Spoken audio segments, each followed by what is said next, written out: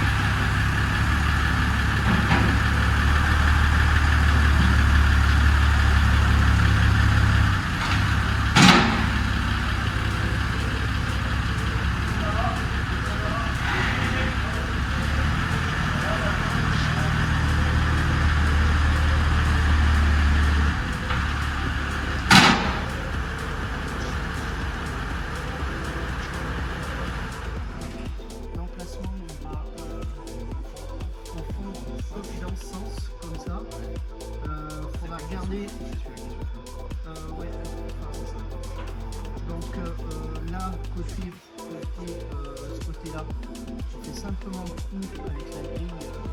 On plaque contre le meuble avec la grille. Incruste ça dans le meuble. Donc avant de faire le coup, là, il faut regarder dessous, parce que dessous il y a des monstres.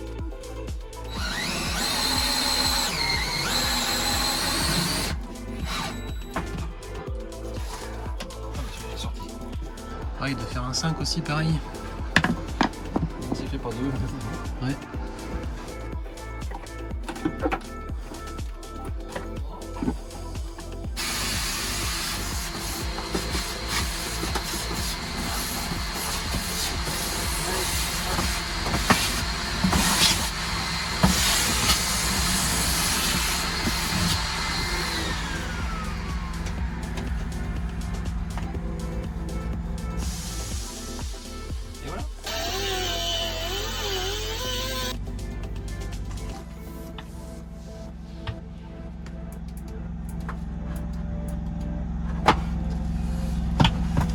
C'est pas mal. C'est pas mal, ouais. Ça se présente pas si mal que ça. Ouais. Ah, c'est clair. Est-ce qu'on voit le trou? Là-haut. Voilà. Perçage effectué.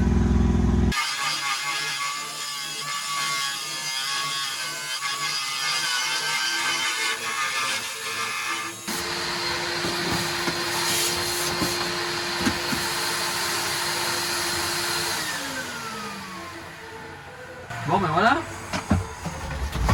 Ça c'est fait. Après, il faut qu'on se mette à l'axe là. Donc là tu vas faire le trou dans le bois. Ouais, je vais faire le trou là. Et puis on va le poser pour voir s'il se présente bien. Ça fait une niche à l'axe. Sachant qu'il faut compter l'épaisseur de la mousse aussi que tu vas rajouter. Ouais. En dessous du- Alors, je vais regarder ce qu'il m'a donné comme mousse, mais elle se tasse vachement la mousse, donc on a un peu de marge quand même.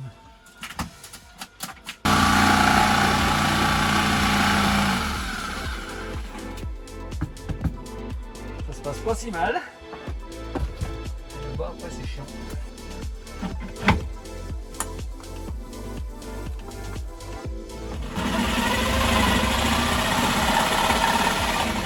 Ah, je vois plus ce que je fais après.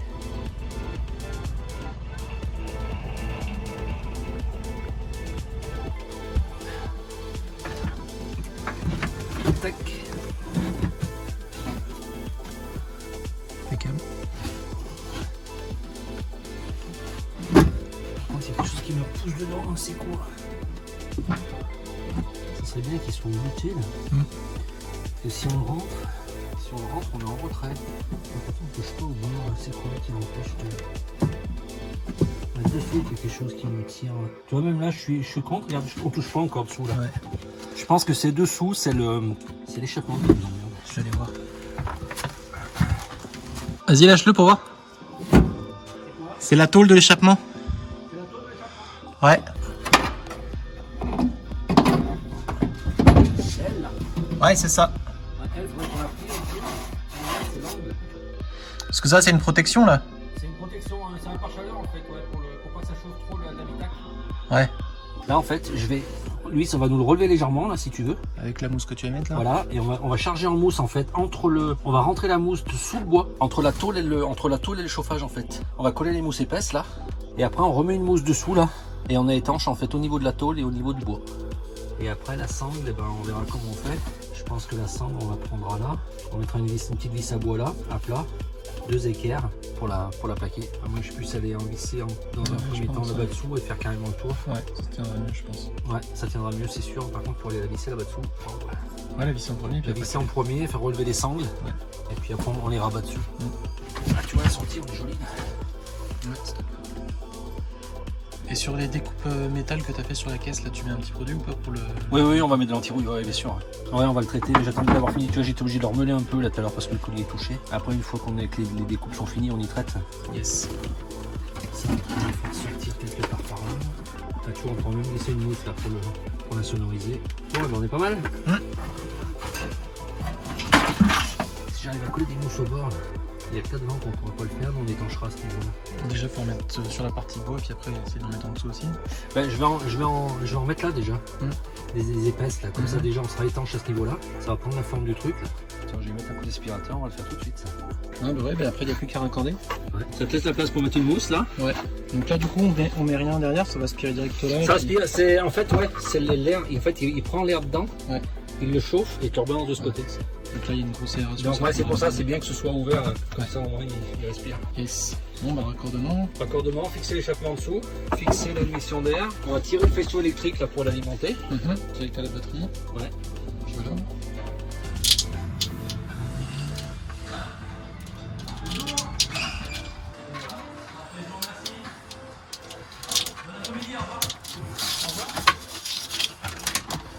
Comment ça se passe? Bah, jusque là, tu m'as entendu râler? Non. Bon.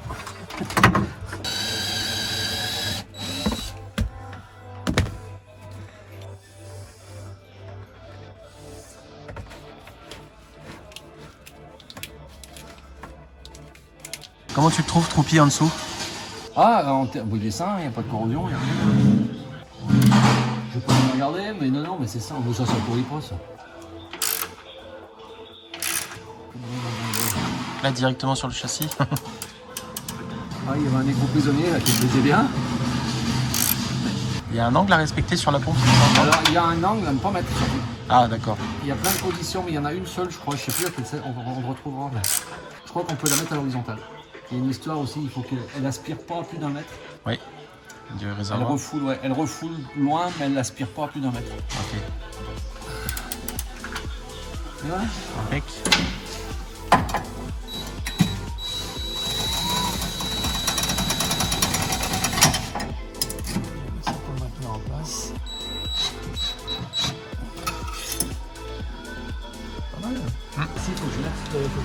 c'est pas ta jointe sur le bois.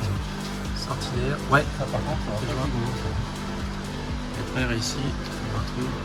Sortie d'échappement. Hop. Impec. Et dedans, attention. Le petit T, juste là. Alors, Sur l'arrivée d'essence et pas le retour. Bon bah voilà, le Webasto est installé avec le bouton de contrôle ici et la sortie juste là. Moi, je mettrai un cache plus tard. Et l'entrée de direction se fait de côté. Voilà. Et puis on a remis la batterie là. là sur le départ. Ouais. Après tu vas dans Sitting, tu valides. Et là, faut qu'il soit sur By TR. Ouais, ok. Voilà. Je suis du bas là. Ok. Voilà. Donc ça, après il y est, donc ça bouge, ça devrait pas bouger. Après tu as toutes les programmations, hein. Si tu veux, tu iras voir dans le menu. Là tu règles la température demandée. Donc tu montes là, moi j'ai mis 30 degrés, ça va peut-être baisser, donc par les flèches là. Ouais. Là tu déroules comme ça, et par les flèches là tu règles. Donc 31. On va mettre 24 degrés, Ouais, donc bien. là tu valides. Et là pour la mise en route, tu appuies une fois. Voilà, là il se met en route. Il valide. Après ta ventilation, tu la règles par là. C'est trop long, voilà, tu réchauffes tout de suite. Alors, à savoir que si tu le fais chauffer pendant un bon moment, pour l'arrêter, là, bon, on va peut-être pas s'échauffer, mais ouais, ça chauffe déjà. Tu l'arrêtes là, ouais, il s'arrête tout de suite. Tout à l'heure, tu l'as fait chauffer un peu, un moment, puis très chaud. Il s'arrête pas tout de suite. Là, tu vas l'arrêter. Ouais. Il va ventiler jusqu'à le refroidir. Il va refroidir ça va souffler froid. Au bout d'un moment, ça va arrêter tout seul. Voilà. Normalement, c'est bon. Tu bouquineras après pour voir les réglages. Mais bon, là, t'as vraiment le. Après, on fermera, tu verras. Tu mets à 26-27 en 10 minutes. En 10 minutes, t'es chaud. Voilà. Après le chauffage, on a fait installer un marchepied, donc c'est un marchepied arrière de Defender. Donc Troupi a une petite âme de Defender quand même. On n'est Ouais. pas contre le Defender, nous. Du tout. Du tout. Donc en fait, à l'époque, quand on l'a reçu, on marchait sur la boule d'attelage pour monter dans le véhicule. Et déjà, d'une part, c'était dangereux. Et une deuxième chose, c'est que c'était vachement haut aussi. Ouais. Il fallait faire enjamber un truc énorme. Donc c'est pour ça qu'on a fait installer ce marchepied pour être plus à l'aise pour monter et descendre les véhicules. Sachant que nous, c'est un peu notre porte latérale, on passe toujours par là. Ou alors par la porte passager.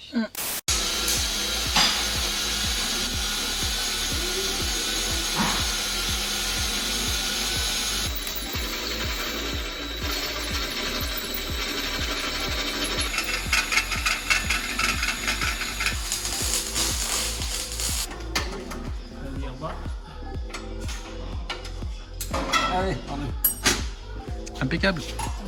C'est que c'est fait pour. Non, ça se voit pas. Superbe. Là, ça va tenir. Ça va tenir, ouais. ça doit tiendre. Impeccable. Ensuite, on a fait des modifications sur l'installation électrique aussi, parce que comme vous savez, on a l'EcoFlow qu'on vous a déjà présenté dans une vidéo. Une grosse batterie nomade. Ouais, que Portable. je vais vous la remontrer de toute façon, parce que je vais vous montrer ce que j'ai fait. Et on avait une batterie 120 ampères heure au gel qu'on a modifié aujourd'hui. On vous montrera ça plus tard dans les vidéos. Et cette batterie-là était malheureusement trop faiblarde et le frigo était branché dessus. On avait en gros une autonomie d'une demi-journée. Le thermostat était mort et donc le frigo tournait en permanence. Donc on avait une autonomie vraiment ridicule. Et donc j'ai fait une modification sur l'EcoFlow pour qu'elle puisse également alimenter le frigo. On a fait aussi une modification pour alimenter l'EcoFlow via l'allume-cigare, parce que d'origine on branchait l'EcoFlow sur l'allume-cigare devant, sauf que le machin il était brûlant, limite à cramer. Le câble d'origine, en tout cas le câblage qui est dans l'allume-cigare sur le tableau de bord, le câble est vraiment trop petit je pense et donc ça chauffe. Donc j'ai racheté une prise allume-cigare avec une section câble plus grosse pour que ça évite de le chauffer. Je répète. Non, j'étais juste en train de faire des grimaces. Et ce câble-là, je l'ai alimenté directement sur la batterie cellule. Comme ça, quand on roule, le moteur envoie de la puissance à la batterie cellule et du coup ça recharge l'EcoFlow en même temps. Ouais, Et ça, bien on fait ça seulement quand on roule. Ouais. Donc ici, on a l'EcoFlow qu'on utilise. Elle se met à respirer parce que là, elle rentre 42 watts en solaire. Donc le solaire, il est là. Le câble ici qui court dehors jusqu'à là sur la fenêtre. et ça passe devant là. Il y a le panneau qui dépasse, on l'a mis sur le pare-brise. J'ai rajouté cet allume-cigare qui est ici, qui court sur la batterie cellule, et ça m'évite de la brancher sur l'allume-cigare qui est là. Donc on vient la brancher avec l'allume-cigare ici directement. Ça c'est le câble d'origine et ça c'est le câble que j'ai rajouté. Voilà, donc là on n'a aucune chauffe et donc quand on roule on la branche ici. Et voilà, ça y est, elle s'est arrêtée. Donc sur l'écoflow à l'arrière, pour augmenter l'autonomie liée au fait que la batterie était trop faible en cellule, on a rajouté une alimentation en plus qui est reliée à l'arrière de l'écoflow. Donc là c'est l'allume-cigare et ça court tout droit vers le frigo qui se trouve au bout là-bas. Donc dans le fond, carrément au niveau du bidon bleu là. Et donc comme ça, quand la batterie était un peu faiblarde, et du coup j'allumais l'alimentation ici et le frigo est alimenté par l'écoflow. Et là on a gagné un petit peu en autonomie. Sauf que l'écoflow, pareil, elle descend très très vite et le frigo, comme je le disais tout à l'heure, il avait un problème de thermostat qu'on a dû régler, donc il tournait en permanence. Donc on l'éteignait la nuit et puis en journée des fois quand... c'est un bazar ce frigo. Surtout qu'il a fait très très chaud. Donc, Voilà, et l'écoflow en tout cas jusqu'à aujourd'hui on est très très très très content. Quand on n'a pas une grosse install, en fait c'est vraiment fait pour ceux comme nous qui n'ont pas de grosse install électrique finalement. Depuis on a fait beaucoup de modifications encore, mais on vous fera une vidéo spécialement sur ce sujet. Étape par étape. Là en l'occurrence la vidéo ça concerne la vente de Sacha, donc le transporteur qu'on a eu pendant 2 ans et demi. Voilà, T6 Steelvan Equinox 2, 150 chevaux, boîte DSG 7 4Motion. Concernant la vente de Sacha, voilà comment on a procédé pour faire une opération, on va dire, sereine. Donc déjà sur l'annonce, on l'a mis uniquement sur le bon coin. Et on a marqué uniquement par virement dans la description de l'annonce. On a eu 3 touches et 2 visites, donc déjà un garage qui nous avait appelé pour nous le racheter une misère. Évidemment. Et on a eu 2 autres visites, donc une le premier jour et une le lendemain. Le premier jour, ils sont venus juste visiter, j'ai l'impression. Je pense qu'ils cherchaient un véhicule, mais... ils n'étaient pas encore déterminés à ça, ils n'avaient pas de choix. Et donc la deuxième personne qui est venue le lendemain, lui par contre, Sacha lui a tapé dans l'œil, on va dire. Et il nous a tout de suite fait un chèque de réservation pour nous dire c'est bon, je vous le prends. Et donc il nous a fait un chèque de 5 000 €. Et on a bien précisé avec lui, sur le jour où il m'a dit oui c'est bon, je le prends, qu'on procédait bien par virement, mais instantané. Ça c'est hyper important. Et maintenant toutes les banques le font à peu près, la nôtre le font. On n'avait pas la même banque que le monsieur, mais ça s'est très bien passé entre les deux.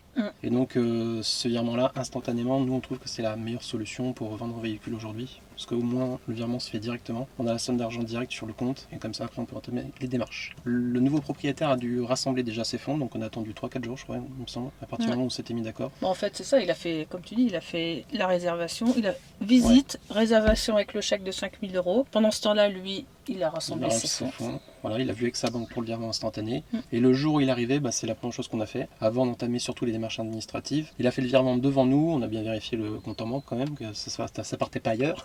Et puis après, on a eu le virement en 2 secondes, je crois. En quelques secondes. En fait, on a ouvert l'application et le virement était fait. À partir du moment où on avait l'argent sur le compte, forcément on a attaqué les démarches ANPI. Donc on a rempli ensemble directement sur place. On n'avait fait aucune démarche avant. Et on a rempli sur iPad les démarches adresse. Pour le certificat, faire le certificat de cession du véhicule. Certificat de cession du véhicule qu'on reçoit en version PDF. Le monsieur voulait aussi une version papier, donc on l'a fait. Après ça c'est propre à chacun, parce qu'il y en a qui sont encore ancienne génération, ils préfèrent avoir les papiers plutôt que d'avoir un fichier dans un...